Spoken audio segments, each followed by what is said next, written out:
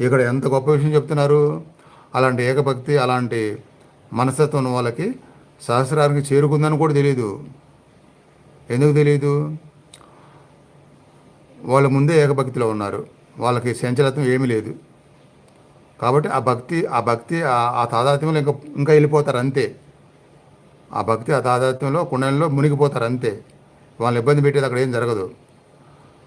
ఆ- ఆ- కొంత మనసు దైవము, కొంత మనసు భక్తి, కొంత మనసు ప్రాపంచకం, కొంత మనసు సంకుచితం, కొంత మనసు స్వార్థాలు, ఇలా కలగలుపుగా ఉన్న వాళ్ళకి కుండల్ని రేజ్ అయినప్పుడు అప్పుడు కలుగుతాయి ఇబ్బందులు. అందుకని ఇక్కడ అలాంటి లేని వాళ్ళకి తెలియని కూడా తెలియదు, మూలాధారం సహస్రాన్ని చేరుకుంటుంది కూడా, చేరిందని కూడా తెలియదని కూడా చెప్తున్నారు.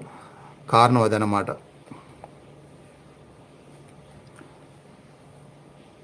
ఏకభక్తిలో కుండల్ని సూటిగా పోతుంది. చపల భక్తి